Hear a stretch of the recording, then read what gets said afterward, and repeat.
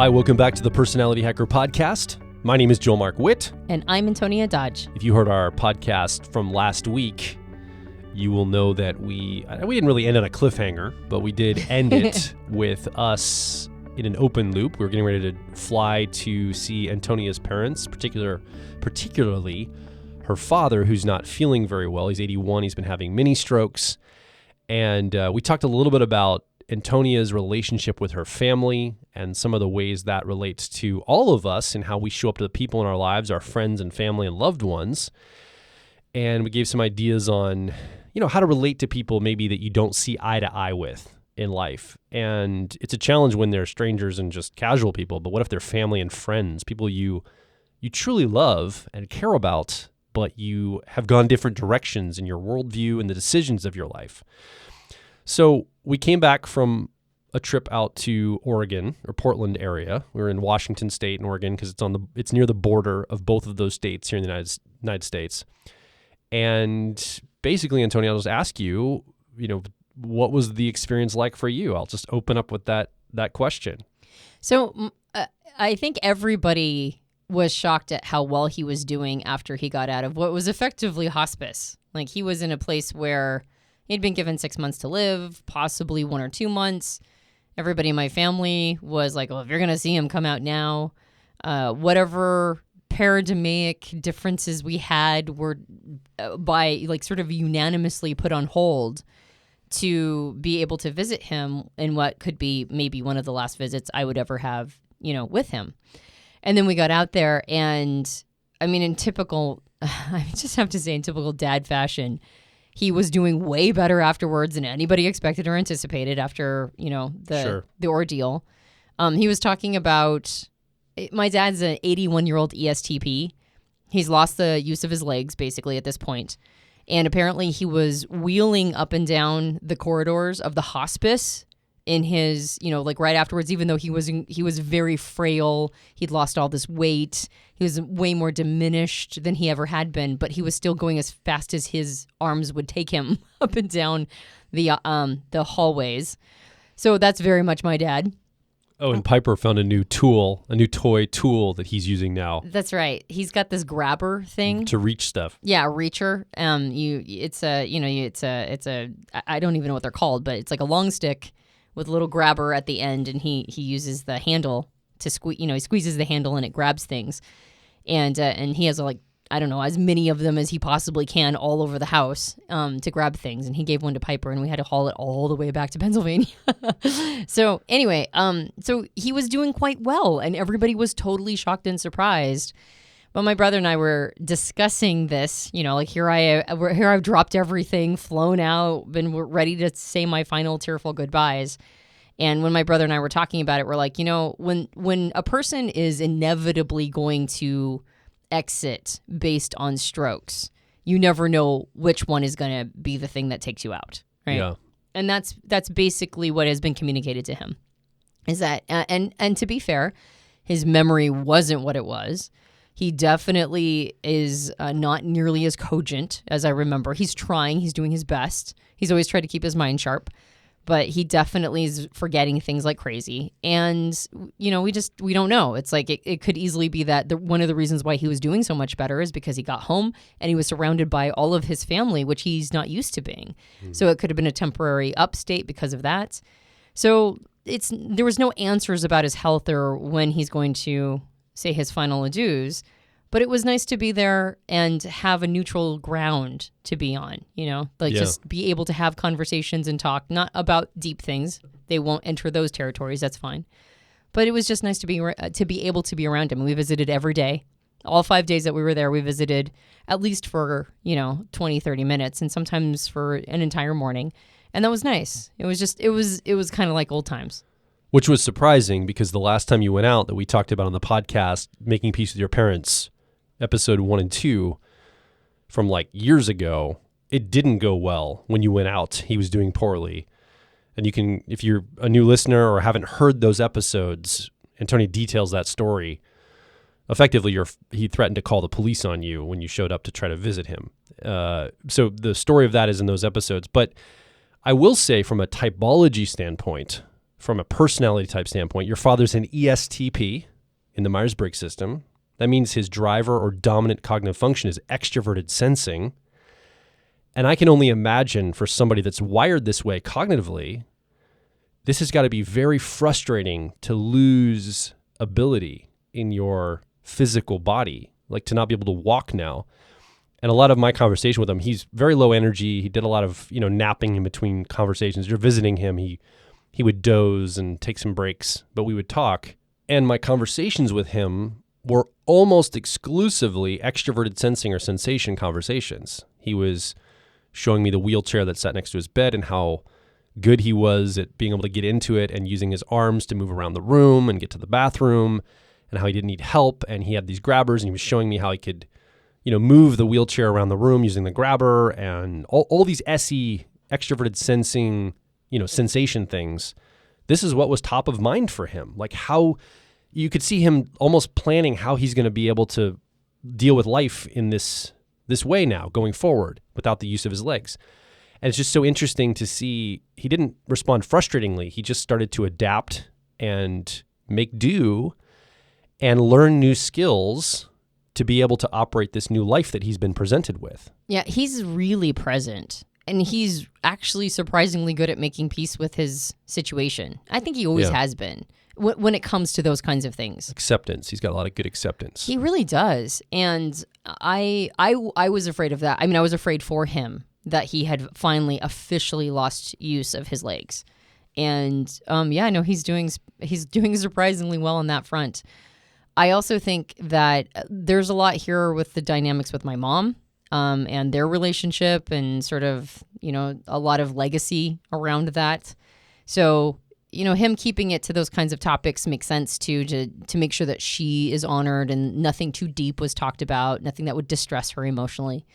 But I think it just went so much better than it did last time. And my suspicion is, last time I showed up unannounced and he had just had one of the major strokes he's had in his life. I think he's had like 3 major strokes now and a whole bunch of little mini strokes.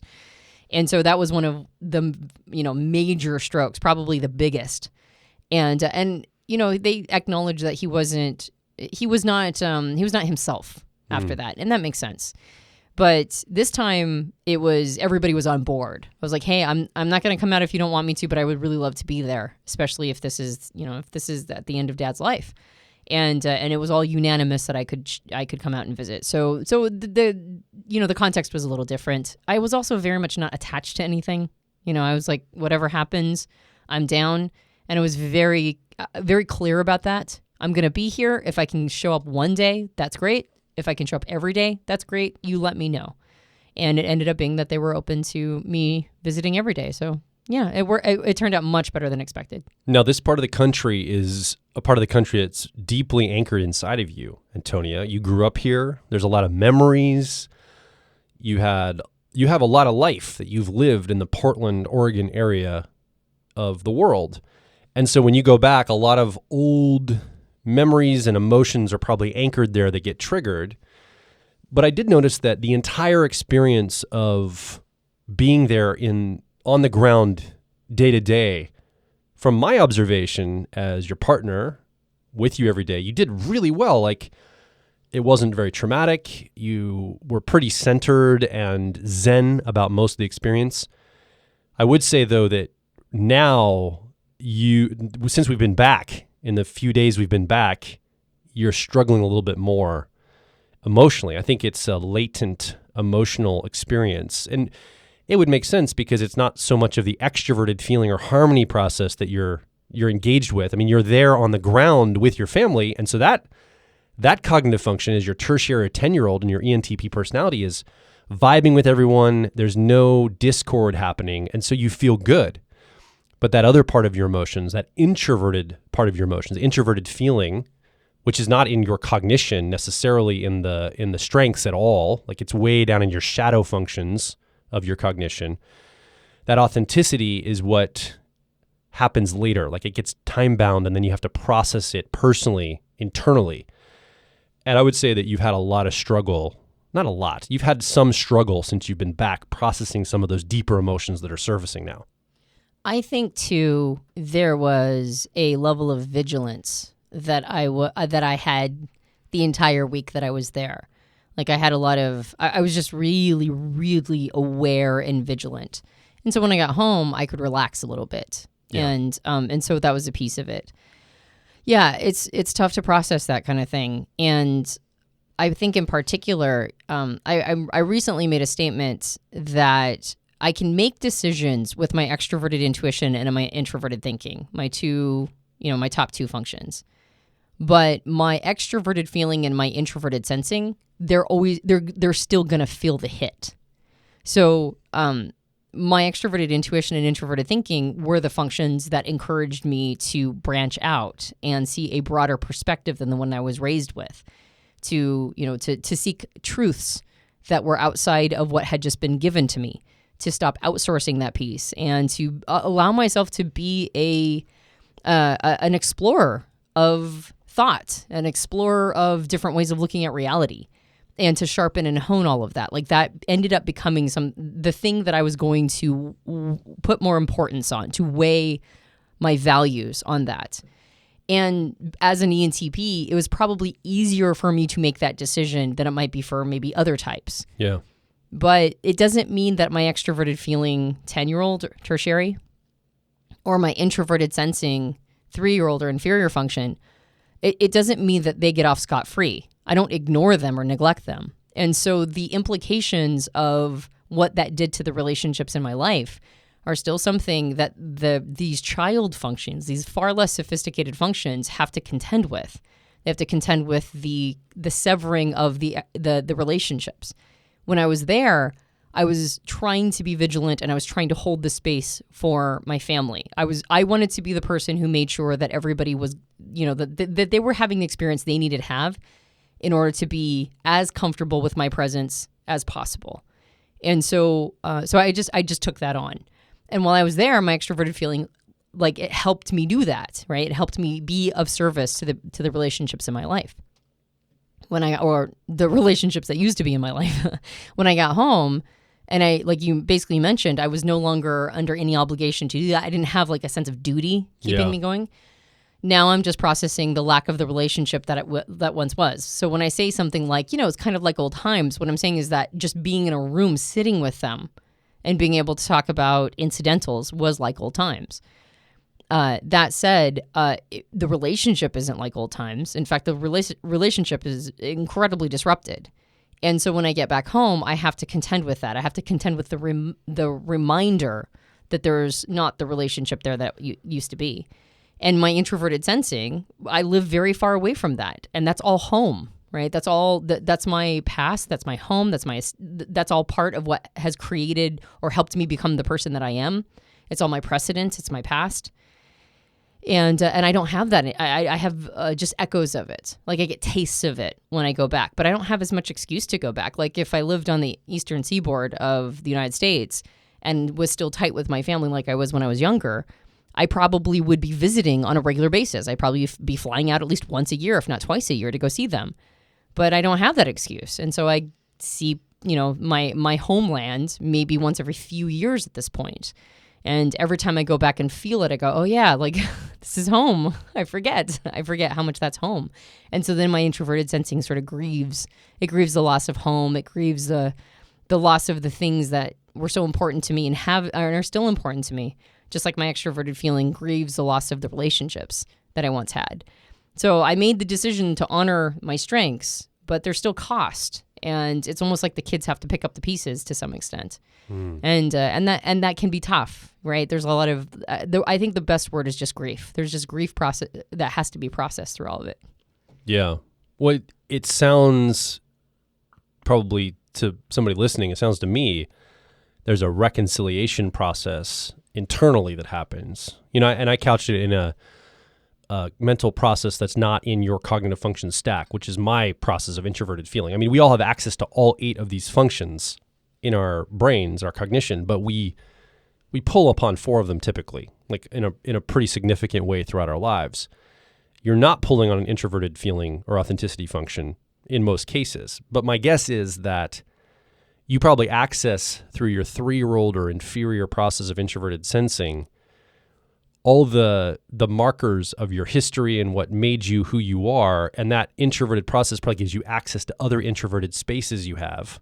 The meaning of things from your introverted intuition or perspectives processed in your shadow, or your introverted feeling authenticity of things, it's also in your shadow. These things probably bubble up, and it probably feels like a lot happening to you because you're not on the ground you're used to, familiar with, know how to navigate well.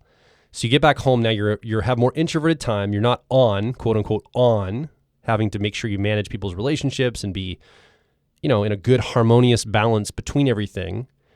You have time to reflect and think, and then all of a sudden you're in that internal space. All this reconciliation rushes upon you. It all like a wave overwhelms you, and you have to spend the time to sort out, okay, that's how I feel about that. That's what I think about this. Okay, that shaped me here. Man, I wish this was still the same in my life. I'm glad I changed that. Like you're kind of sorting pieces out in it's like a murky river water you're trying to do it in. Like you're wearing snorkels and like goggles, but it's really hard to see. It's so murky, and you're groping and feeling your way through this muddy river bottom to try to find all this stuff in your psyche and your emotion, your heart. I guess I'm just saying all that to showcase that this is tough work, I think. And you listening, however you're wired, you probably have a version of this for yourself. You have all these things, like whatever the situation is, each personality has some of this. But for you, Antonia, I know this has got to be challenging, but that reconciliation, when you're sitting with yourself and you're alone, how does that show up for you? Are they thoughts? Are they impressions? I mean, I'm asking you to basically describe something that's hard to see. You're in that muddy river bottom, feeling your way through, but what is that like for you? I have to do a lot of being passively entertained. Okay. I'm not good at thinking clearly when I'm emotional. I'm really bad at it, actually. Yeah. When emotions overwhelm me, it's really tough for me to get clear thoughts and to understand really anything. Like it's really hard for me to understand anything. I'm pretty debilitated by strong emotion that feels like it's happening to me. And so I end up processing things through media a lot.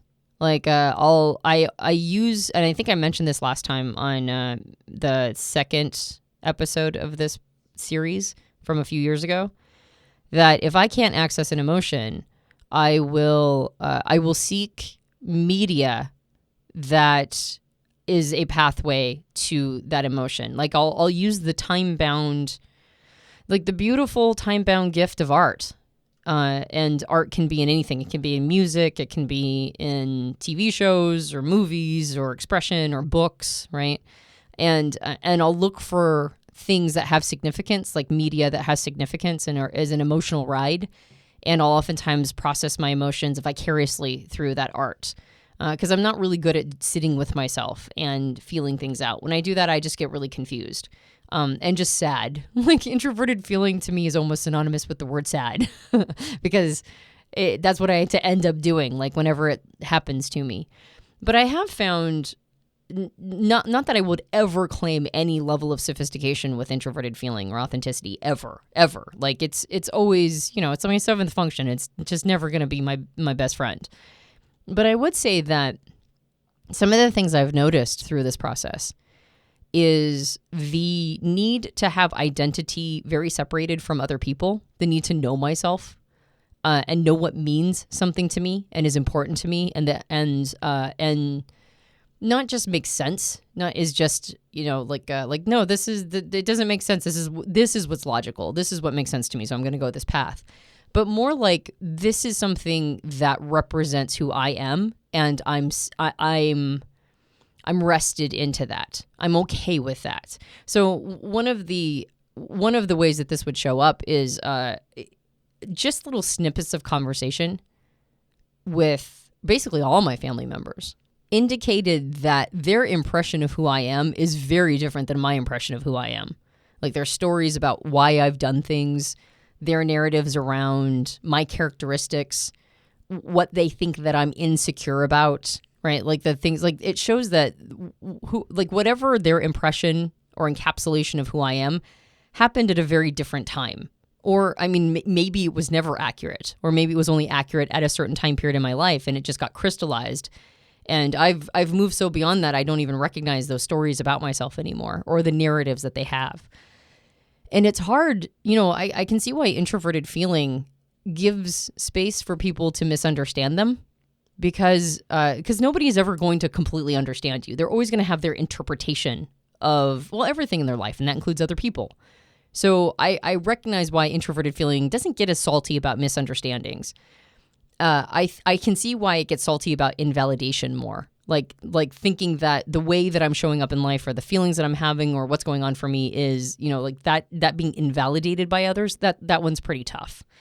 But at the end of the day, the thing that introverted feeling or authenticity learns is that you only can validate yourself. At the end of the day, you can't rely on anybody. You can't outsource any of that. You can't outsource the understanding to other people. You can't outsource the validation. You can't outsource any of your identity to anybody else. I go on and on about not outsourcing your thoughts. Stop outsourcing your thoughts. Like everybody's going to try to imprint whatever they believe is, reality onto you, and resist as hard as you can their attempts to inculcate inside your mind what they believe is truth. Like you are a fully sovereign person to determine that for yourself. And I would say that there's a big piece of this with identity as well, and it's very important. So when people have narratives about who they think that you are based on whatever it is they need to believe for themselves, at the end of the day, only you can validate yourself. Only you can truly understand what's happening, and you kind of got to let them have it.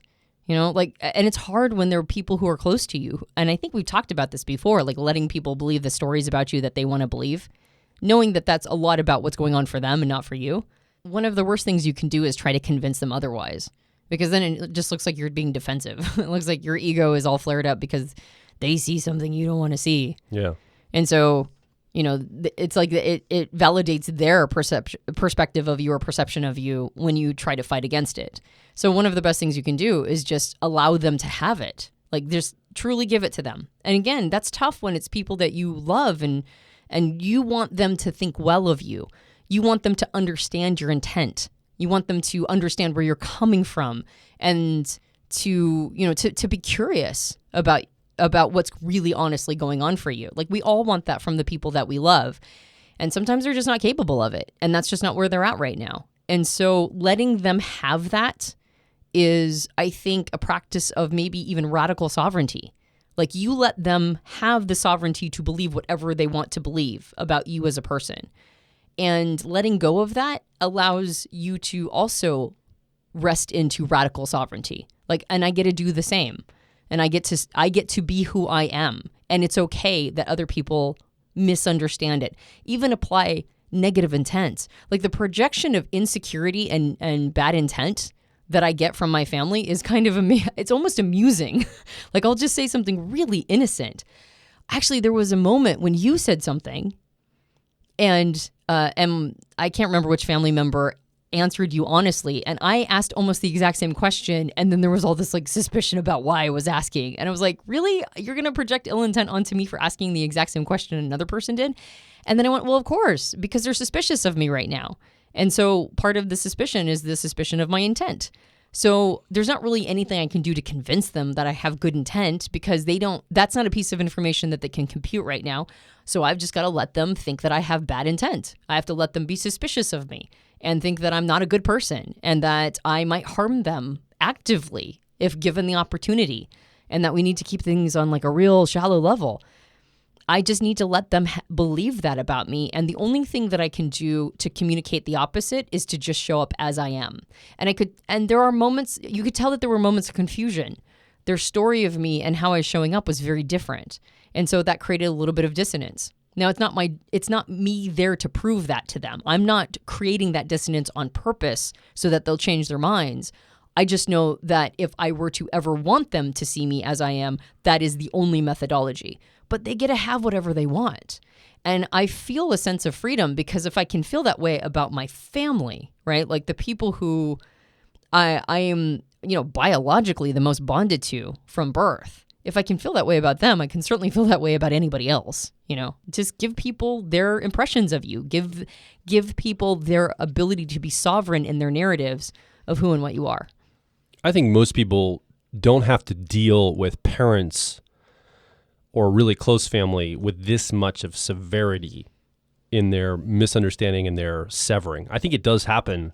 It happens often enough that somebody listening right now might relate to what you're saying. I mean, as you're talking, I'm remembering, with my ex-wife, I was not close with her family, but I had relationships with all of her brothers and sisters and their wives and girlfriends and boyfriends. And like, I was in this family, and I had a key to like her parents' house, and like, it was very open and free. And it was so interesting that the moment we separated, it was her choice to separate, and the moment we did, I was surprised at how the dynamic shifted overnight, and the projection of ill intent toward me, and the questioning of my motives, and I'm the bad guy, and everybody can like align against me. And I was like, it was really the first time I'd put in air quotes, enemies that were angry with me and upset.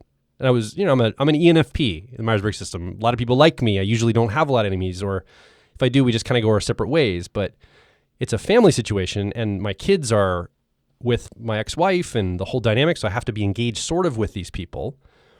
And it was just a real jarring experience in my late 20s, early 30s when this all went down to have to realize, wow, this relationship isn't sound beyond the constructs. And I was completely unprepared for that. And, at first I'm trying to prove to all of them I'm a good person, and like, I got to get back in good standing, and, I'm in reaction, and it's like all of this. So it's not my parents, but it's my in-laws and my extended family that I was married into. And looking back on that, it felt so real and visceral. It was hard to let go. It was hard to let them have their narrative. These aren't even my family. I can't imagine how tough it is if these are your own flesh and blood, the people, like you literally came from your mother's body, like you were birthed from her birth canal into the world. Like she was with you before the beginning. It's got to be tough on that level, because I know how tough it was even, marrying into a family just for a few years, how challenging that is. And I think that at this point in my life, I've gotten to the place where I can just let people have their stuff. I don't have to be, correcting all of the people that are upset with me or have ill intent to me. And I realize a lot of it's not even about me. I'm just a foil for the stuff that they feel permission to work out toward me, like the emotions they might even have for other people or whatever. I get to be this kind of person that it gets projected on. And we do this all the time. We do this with like leaders, politicians, media professionals. Like, we have these avatars that we project things onto that are happening for us, and we make it all about them, but obviously it's about us, right? So I understand that's the dynamic at play. And so that's probably also happening with your family a lot, Antonia. Like a very similar thing, but it's hard to get a sense of that because it's your flesh and blood. Like, it's really hard to understand that or really come to grips with that. We will be right back.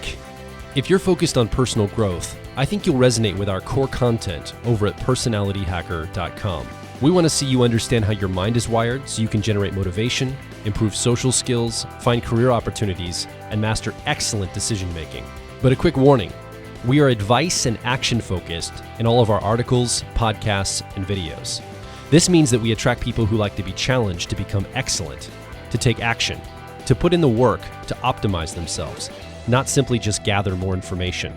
If you are committed to personal growth and ready to radically find your inner truth, then come over and be a part of our growing community of like minds at Personality Hacker. Now back to the show. Yeah, I think we smuggle things all the time, and it's really liberating to stop owning other people's smuggles, Like in the situation with your ex and her family, it's entirely possible because she was the person who decided to separate from you. And that was everybody knew that. It's entirely possible that the person that they were salty with was her, but she's family. Yeah. And so, you can't be mad at family, right? Because that's a lot of the propaganda that we get too.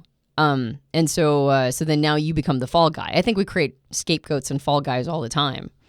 However, in my family, there was not a can't be mad at family, rule. That was not ever a rule in my family. You're allowed ever. to be mad at family in your family. Yeah. In fact, family is the worst in my family. My dad, I think I've said this before, but my dad's phrase when I was growing up is family is an accident of birth. And that was a survival strategy for him because he was raised with very either negligent or abusive parents. So for him, he's sort of emotionally disconnected. And unfortunately, the ability to survive the context he came from meant that was going to be visited upon the family that he created. And I don't think he wanted that. I just don't think that he knew how to move through his issues. And it's not like there was a lot of resources available back then. So yeah, I think that it can be very, very difficult. And at the same time, one of the best ways to overcome this need for validation and approval from others and for needing to be able to control their narrative is to go through something like this, to realize that you can live without it. It's certainly a baptism by fire. It's certainly a very, very difficult situation to get through. And also, I think that it's hard to really understand how much we are all doing to control other people's narratives of us until it gets so well demonstrated in front of us. We are almost always trying to control people's narratives of us. We're almost always trying to get other people to understand where we're coming from and that we have good intent and to see us as we see ourselves. It's amazing how much image management we're doing all the time. And oftentimes situations like this help us transcend that need. Have you ever been around somebody that doesn't do image management? It is one of the most beautiful, wonderful experiences of my life. When I'm around somebody that just is who they are, and they're not doing that, they're not wearing that mask, that social mask, and trying to like manage my impression of them, and they just kind of flow through life. Oh my gosh, those are kind of people that are just wonderful to be around. I aspire to be more like those kinds of people because there are people like that in the world that are able to, it's hard won. I'm guessing they're not pre-wired this way. They've probably been through some shit, right? And they got to this place where they can be present with some really intense heat toward them or disappointment or disapproval. And I mean, that's just like, and it goes anywhere from like a small scale, like family stuff all the way to the big things like, the whole world knows about something or you're mad at you, like the whole world's angry at you over some issue or something that you said or did, or it feels like the whole world. Obviously not everybody's mad at you, but it feels like there's all this tribe pressure from the world. Can you imagine actually being canceled? Can you imagine whether or not it was quote unquote, deserved, which is in my opinion always questionable, but the idea of just like it feeling like everybody in the world hates you.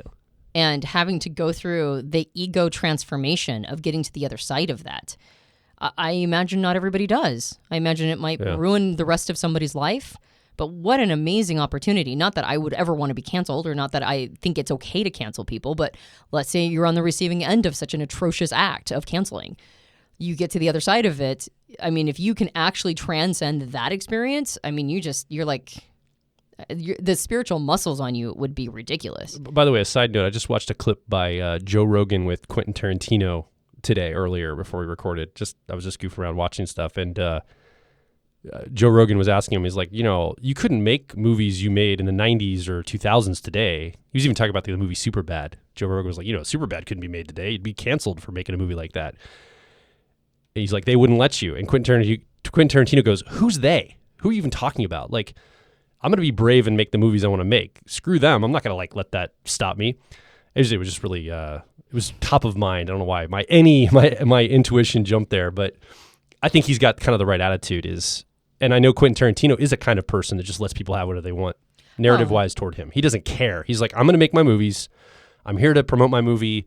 You want to bring some other random narrative about BS into this conversation, screw you. I'm going to talk about the film I made because that's why I'm here. Ugh. And I'll speak through my art. And I really appreciate that about people like him that just do their art and create and just let the naysayers be naysayers. It took me a while to fall in love with Quentin Tarantino, but I'm totally there now. His Once Upon a Time in Hollywood is my favorite movie of all time. Same here. And I love that movie. I cannot love that movie more. And from that point on, I was like, all right, he's totally won me over. And then I loved it when people were like trying to catch him in something, like they were like at press conferences. They weren't trying to catch him. They were trying to push their narrative onto him and use him as a headline maker. Yeah, exactly. Which is what the media does. Right. And that's, okay, my opinion is about the media side. Activist, journalist, assholes. Yeah, exactly. Anyway, yeah. So they were trying to do that to him. And he just says, I reject the premise of your question. And that was it. Well, and they got their headline from that. Look, he is like smack talking, blah, blah, blah. They got their headline they wanted, right? Yeah, I just love I reject the premise of your question. And I was like, you know what? That's going to be my go-to answer. Whenever anybody tries to quote unquote get me on anything, I'm just going to be like, yeah, I reject the premise of your question. So there was something you said before that I wanted to double back on before we complete this. You said not everybody's going to go through something like this. Enough people will, but this is probably uncommon. For those of you who have reached out to thank me for this series, now this series of podcasts is not going to be for everybody, right? For the people who are super into personality type and just want type theory, or even people who want personal growth, this is very these are they're anecdotes. They're just stories about my personal life for the most part, and my relationship with my parents. So I know that these are going to be misses for some people. I think they're more than that. I think they're an application of some of the principles we talk about, an illustration of those. Yeah, and so they're it's like, what does it look like in play, and what are some of the struggles and challenges one experiences when they're trying to do it? Because as easy as it sounds when I'm like, yeah, I'm letting people have their own narrative, I'm not really talking about... No one sees the tears. Yeah, I'm not really discussing the level of angst that got me to a place where I'm like, I'm going to let my family have their narratives of me. That's like a decade in the making, right? And you have to choose to do it every day. It's not like you like get up and be like, yeah, it's totally easy. Like you have to choose to do that even like this morning when you woke up. Right. Well, and like you said, it's been a rough couple of days since we got back, and that is accurate. Lots of grieving, lots of emotional processing, lots of giving myself permission to do all the things that I need to do.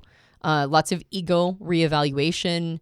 All of the ego transcendence tools in my toolbox, I have been pulling on them like crazy. So it's not an easy process. It's like it's hard. It's hard work to get to a place where the path of Zen is not Zen. To get to Zen is not a Zen path, right? Like it's a place that you that it sort of emerges over, like when you stop thrashing. There's a moment in the thrashing where you go, maybe I could stop thrashing. What would that look like? But I don't know if you can get to the moment of realization that you can stop thrashing unless you've been thrashing. I don't know if that's true. Maybe somebody has. I certainly haven't. That said, there's been quite a few people who have reached out to say thank you for doing this series and revisiting the topic and talking about what it's like to be in the situation that I'm in. Because I think that there's a lot of people out there who are experiencing something similar, particularly when it comes to leaving a paradigm. It's very specifically a religious paradigm, but I think this could, we talked about it in the last podcast, and I was pretty insistent that it's not... I don't think it's okay to stop talking to somebody in your life that you love and value in every other way that is not an otherwise unhealthy relationship. But you simply stop talking about them because they disagree on politics or they disagree on religion. I don't think that's okay. But it doesn't matter if I think it's okay or not. It's happening all the time, and it's happened to me. So it just is, right? My statement that I don't think it's okay is really my statement to people, just in case that is... they're the ones who get to make the decision of whether or not to continue to keep the relationship, that they reevaluate the cost, because the cost is incredibly high. To hold on to your beliefs at the cost of your family, I recently called it sort of ontological hiding, right? And the cost of ontological hiding is exceptionally high. So please be very careful before you pull that trigger. That said, I also want to briefly talk to people who have gone through something similar, who are dealing with the exact same situation that I am, to say, this is really hard. I'm going to be 44 soon, right? I'm 43 now. I'm going to be 44 this year. And every once in a while, I just stop and reflect and go, man, I'm middle-aged. Why is this still hitting me so hard? It's not like I moved out of my parents' house when I was 17. Like, I haven't lived with my parents my entire adult life. And I've always been on my own, and I've always been incredibly independent, and I've always carved my own path, even when I did have the same belief systems. So why is this hitting me so hard? Why is this such a big deal for me if I haven't been, I guess the word is dependent upon them? And it's because I have been dependent upon them in a lot of different ways that I never recognized. I was dependent upon them for approval, for a sense of unconditional acceptance and love. I was dependent upon them for helping me feel a sense of continuity in my life and love, for helping me feel a sense of value and worth. Like I had never detethered that from my parents, and I don't think it's natural to do that. I think we oftentimes go back and visit our families, and in particular our parents, if our parents were loving. Now my parents were a mixed bag. Everybody's parents are a mixed bag. Some bags are weighted towards the bad more than the good, and some are weighted towards the good more than the bad. But the way they raised me never made me feel so unsafe that I preemptively cut all of those cords, right? Like whatever they did to me and all of the things that I have to deal with, the good and the bad, it was never so bad that I went, okay, for personal survival reasons, I have to detether myself from these people. And so because I had never gotten to that level, and I think that level is pretty intense, since I'd never gotten to that level, I had kept those tethers going, the tethers of my childhood.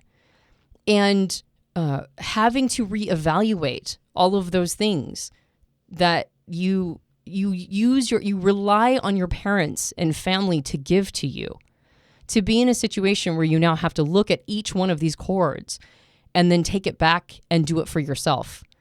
This is a lot of work, right? This is again, years worth of personal growth, years worth of self-validation, years worth of reclaiming a sense of sovereignty, reclaiming a sense of basically doing everything, like just all of the things that begin with the word self-acceptance, self-validation, self-esteem, self-confidence, self-love, confidence, all the selves, right? And we talk about them in a lot of different contexts, but really when you're in a situation where you do outsource those to other people to some extent, and biology has made it appropriate to do so, particularly in our youth. But when you have to reclaim all of that stuff for yourself, this is no small feat. And most people aren't doing this work because they don't have to, right? Like if your parents never gave you a reason to bounce from them and have to reclaim all that stuff back to yourself, if you never felt that your survival was on the line, if you didn't do that work, then why would you? Why would you do that work unless you had to? So I just want to make a mention to everybody who's going through something like this. Yeah, sometimes it feels like, man, what am I doing here? Why is this hurting so much? I'm a grown ass adult, right? Like, why is this such a big deal? And it's because this is the basis of almost everything. This is deep firmware wiring, and to transcend it, to get on the other side. It's not an elegant process. It's messy. It's painful. There's lots of thrashing. There's lots of trying to figure it out. And I think that it's doable. I think it's something that can be done. And the best way to do it is to resource yourself with tools and self-care. One more self-word, right? Self-care. And really good self-care, not bubble baths and wine self-care. I mean like spiritual self-care. Lifestyle. Absolutely. Self-care. You change your lifestyle to be a lifestyle of daily self-care, not like a bath once a week like you're saying when you're stressed. It's like daily maintenance stuff. Right, because our parents they don't just feel something biological for us. They feel something psycho-spiritual for us. It's almost like a destiny they hand us, a genetic legacy that is encouraging us to create a genetic destiny. Yeah. Well, I mean, at the end of the day, if you strip everything, all interpretations of reality out, at the end of the day, the only thing we know to be sure is that we're passing our DNA from generation to generation. So at the end of the day, the only actual meaning that the universe imbues into us is the continuous line. Survival and replication. Right. The continuous genetic line, which is, I mean, there's lots of different meanings. I'm not saying that that's the only thing I think is going on in the universe. But at the end of the day, it's the only one we can point to. It's measurable. Right. And so there is a biological, emotional, psychological, and spiritual component to all of this. So when you're doing self-care, make sure that you're hitting all of those bases. Make sure that you you have a way for your biology to be okay with the separation, right? And that means physical self-care. That means eating well, getting plenty of sleep, lots of water, right? Exercising, getting out in the sun, getting some vitamin D. Like make sure your biology is resourced to be able to deal with the hits it's taking, that it's it's grafted to these other biological components that it no longer gets to use for nourishment and resource. Make sure that that you're giving your emotions everything it needs, right? Or they need. Fully process these things. Don't talk down to yourself. Don't say you're a bad or stupid person or like, why is this a big deal? I mean, I do it all the time, but it's not particularly helpful. So make sure your emotions are getting all the resources that they need through emotional processing, through release exercises, through all the permission. I think I've used the word permission a couple times, but let me just land the word permission to go through whatever grieving or anger or sadness or fear or whatever this represents to you. On a psychological level, have people you can talk to, right? If it's not good friends, a therapist, just somebody that you can talk these situations out with and recognize what's happening to your wiring. Your mind is wired to be associated and attached to people in your family. So make sure that you've got all the psychological tools that you need to be able to rewire and navigate the space and take back some of that, sort of mental sovereignty to yourself. And on a spiritual level, have a spiritual practice, whatever that means. Whatever that means. Attach yourself to something bigger, something meaningful, something that isn't just you and the cold universe that doesn't care. Have something that at least has a way to nourish that part of your mind, whether that part of your mind is just an accidental evolutionary byproduct of other stuff, or whether or not it's there for a very special, specific reason. It kind of doesn't matter. That part of your mind also needs nourishment. So have a spiritual practice that you're doing. Part of what I've done is I do, shamanic drumming sessions. I try to clear chakras, whatever that means, right? I hand myself over to spiritual experiences, and it really, truly does help. So I just wanted to make a note to anybody who's navigating through all this, just make sure that you're hitting all of these components, which are going to themselves take a hit through this process. As you were talking, a warning came up for me to give to the person listening. And I realized that in giving the warning, I have an example from myself. I mean, this is super meta on top of meta here. I think it is. We'll see. I'm going to talk out the idea here out loud to see if it makes sense when I speak it out loud. I'm sitting with a comment I made earlier in this podcast where I dismissed activist journalists, and I even gave them the word asshole. And I'm like, ooh, somebody might self-identify as an activist journalist. They hear that. They think I'm calling them an asshole. Should I be worried about that? Should we go back and re-edit it? It was very dismissive. And I think if I was really sitting across from somebody that felt that way, I wouldn't be as dismissive. It's not a person I'm thinking of. It's a category I'm thinking of. And it made me think, oh man, that the reason I'm frustrated with the category of the activist journalist who's trying to create a narrative out there and push somebody to get a headline, a soundbite for their agenda, is because I think we tend to take the trauma in our lives and the things we care about, and often instead of addressing them, we try to objectify them outwardly, correct them out there, and distract ourselves from the real inner work we have to do in our lives. So we create something that we feel passionate about or upset about or whatever, or we need to reconcile with ourselves, inner work, and we push it out. And I realized I just did a version of that, a very low-grade version of that, by being dismissive to that activist journalist. I was like, well, blah, blah, blah, and I just dismissed asshole, blah, blah. I dismissed it really quick. But if I was really sitting across from that person, I don't think I would treat somebody like that, a person like that.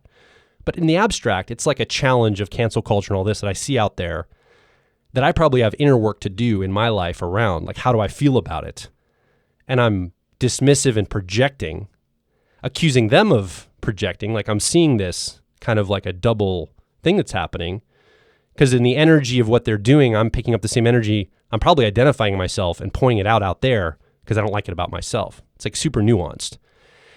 And I think this is something we tend to do. It would be very easy for you, Antonia. Let's bring it back to your family. You could find the religion that you grew up in as the problem. out there.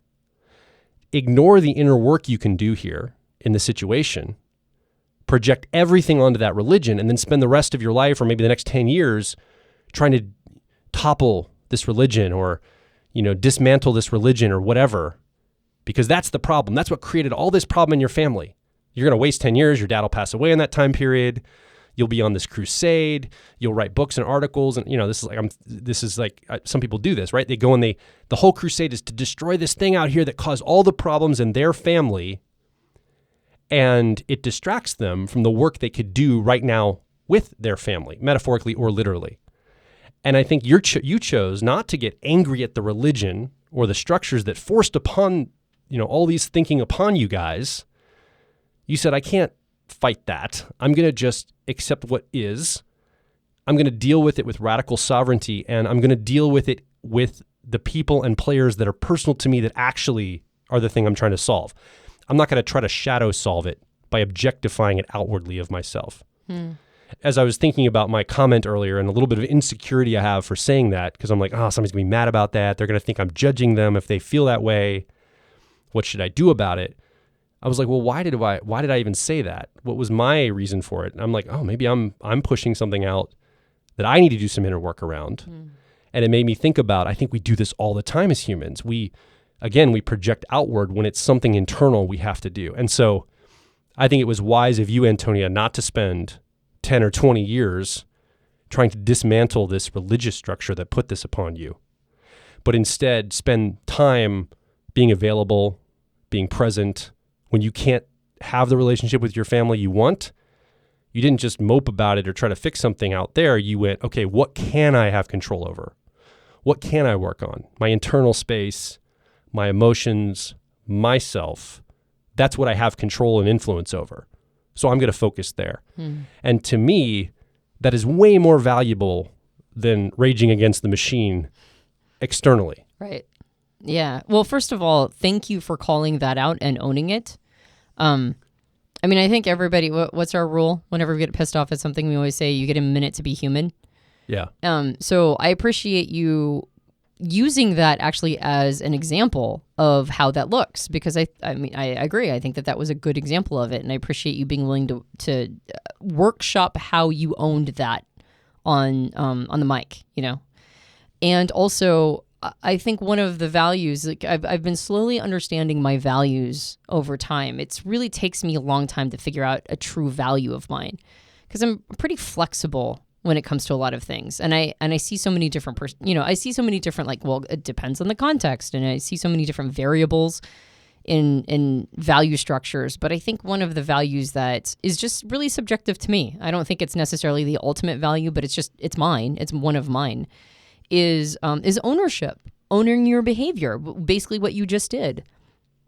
And if I blamed the religion for my parents' behavior, even though ostensibly their association with it is the reason why they're acting the way that they are, then I would not be recognizing that they are sovereign creatures in the world with the authority to move through the world as they choose.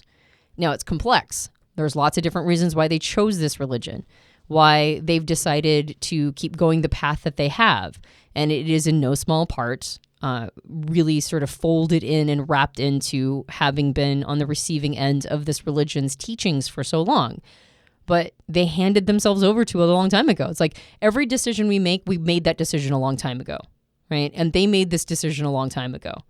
And so maybe they never foresaw this to be the conclusion. Maybe they never expected it, but it doesn't matter. They chose all the terms of engagement that came along with it.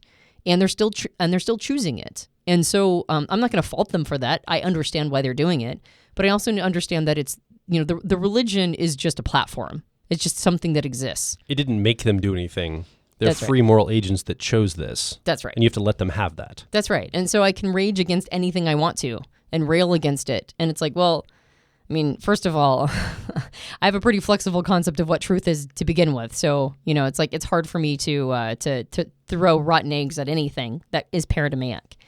But at the same time, if I were to project all of my frustration and anger or sadness or grief or whatever onto some outside entity, Like you mentioned, I wouldn't be doing the work inside of me, and I wouldn't be recognizing that it's my parents' responsibility to do the work inside of them, whether or not they accept that work. And that's how I choose. That's how I want to engage with the world. It's a value of mine. So yeah. I mean, it's easy to rail against the machine, like you said. It's easy to see some abstraction out there as the safe villain, right? But at the end of the day, we're the creators of our world. So yeah. Thanks for pointing that out. And it is a bit of a word of warning. It's like a word of caution to make sure that that's not a bypass, like a psychological or spiritual bypass of getting angry at something outside of the people that maybe you need to process some feelings around, and that even might be yourself. Well, and I think that if I were in your place and I did decide to rail against and try to deconstruct and dismantle this religious structure, it would make me feel synthetically powerful, empowered, especially if it worked. Let's say I was dedicated a while and I got some inroads. I made some impact. I know how I'm wired. Part of me would be like, yeah, I feel, okay, I at least have a little more control in my life. It would make me feel, better, I think, at least initially. It's a low-grade snack feeling. It's not a deep feeling of satisfaction. It's a snack feeling. But definitely when you're craving a snack, you're like, man, that would taste so good right now. And you crave it in those ways. So good on you to not go down that road. But I think that we all struggle with this. I think our natural, when my ex, her family chopped me away, cut me out, it was abrupt and it was jarring to my life. And my instinct was like, well, I'll prove to you. And it like, to what end? Like, prove to you for what end? And I realized I could waste the next 10, 20 years trying to prove something to somebody or tear down a structure or fix something over here. But I have a lifetime of inner work to do. I have a lifetime of joyfulness that I want to tap into. I don't want to be miserable for the next 10 or 20 years trying to prove myself when it may or may not work. I want to tap into that joyfulness. I want to tap into life and live vibrantly right now. I don't want to live abstractly or defer my life to later anymore. I'm done with that. And so I think you listening, I think this is a decision you have to make. If you have a severing aspect of your relationships, how much more energy are you going to pour into those specifically or the structures around them? Or are you going to kind of move on and get into living your life and learning the lessons you need to learn, show up the way you need to show up, not trying to change anybody's mind or convince them. They believe what they believe and they're doing what they're doing for reasons that are theirs. And I don't mean don't be persuasive, but sometimes, there's that Bible verse where Jesus goes into, or there's a story in the Bible where Jesus goes into his hometown and he tries to give a message and they completely reject him. And I think he's with his disciples, right? And they shake the dust off their feet. And he's like, it's hard. A prophet is without honor in his own hometown or own home country. And our family, it's kind of like that a lot. Like, I know my parents know me from when I was a little kid throwing up on them and pooping my pants. Like, that's the level of introduction they had to me in the world, crying all the time. And that's in the wiring that they have toward me. And so there's that dynamic that's there, and they're not really going to listen to some of my persuasive arguments. Someone else could come along and say the same thing, and they might listen. So there's a little bit of a limit to, I think, what we can impact in our families and friends' lives anyway that are close to us. Yeah, what did you say? It's like when you're around my family, it feels like I never graduated from the kids' table to the adult table. Yeah, and by definition, I'm kind of in that same spot. Yeah. Like as your partner. I'm like, we're both at the kids' table now, metaphorically. Yeah. I do want to make just a little note on what you said. None of that means you might not need to process a bunch of intense emotions against or toward institutions. Of course. Like, you might legitimately feel a lot of anger or a lot of sadness or grief. How could you let this happen? Why is the system set up this way? I understand that, yeah. Yes. Or look at how much time I lost by being a part of this or whatever, or like the grief work I'm still doing around my family feels like, it feels like resources that could be allocated someplace else. But you have to own, too, that those were choices of yours. Whether you realize it or not, you were a sovereign creature choosing those just like your parents did. Exactly. And so part of that is processing those emotions. And so I think you should give yourself space to do a lot of that processing. But if you were for something and then your next step is to simply live against it, you have to recognize that that's a lateral move. It's still controlling your life. Yeah. It's just the other side of the coin. That's right. Whether you're in compliance or in rebellion, you're still dancing to the same fiddle. It's just a different dance. So I do think that that's important to remember that, there's a lot of spiritual bypasses and lots of lateral moves out there. And to just be sort of aware of it, and also give yourself permission to do whatever processing you need to do.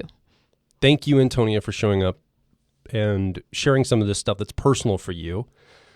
I don't think if this was me, it would be more challenging, weirdly enough. I'd feel a lot more insecure, and I'd feel like I have to perform it for somebody listening more. It's weird. I don't know, when I get into like personal stuff. So it takes, I think, bravery and intention to show up in the way you're showing up as direct as you're being. Yeah, I'm super awesome. Yeah. Well, I wouldn't go that far. I think you're awesome too. So what do you think? You've been listening along to this freeform conversation today.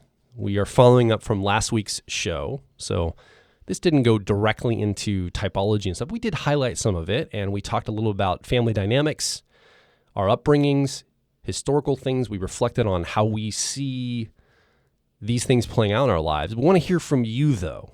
You've been listening along without the ability to talk back yet, but now's your chance. Head over to personalityhacker.com.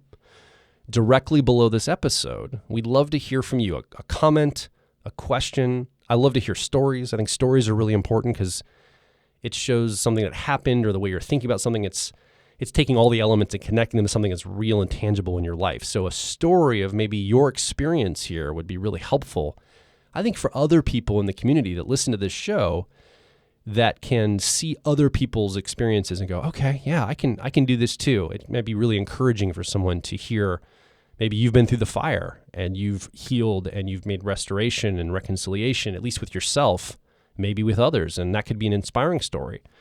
Or maybe it's been a challenge and you had to figure it out on your own, and you have some severing with your family or friends and you've had to navigate through that. That could be helpful to someone to hear about your experience that. So come over to personalityhacker.com and make your voice heard. And if you enjoyed this podcast, you can subscribe to us on iTunes and various Android platforms.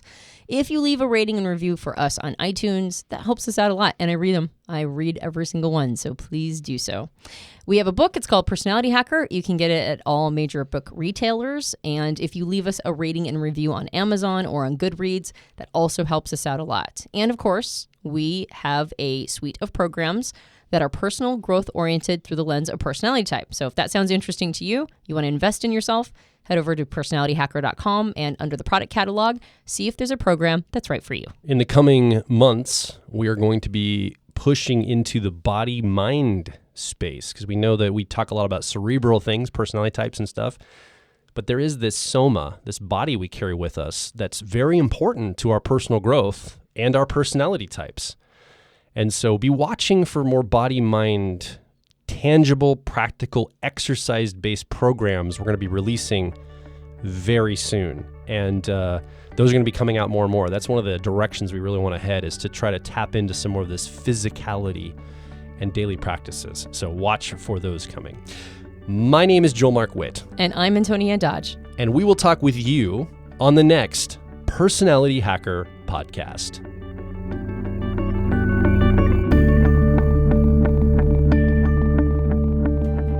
If you're focused on personal growth, I think you'll resonate with our core content over at personalityhacker.com. We want to see you understand how your mind is wired so you can generate motivation, improve social skills, find career opportunities, and master excellent decision making.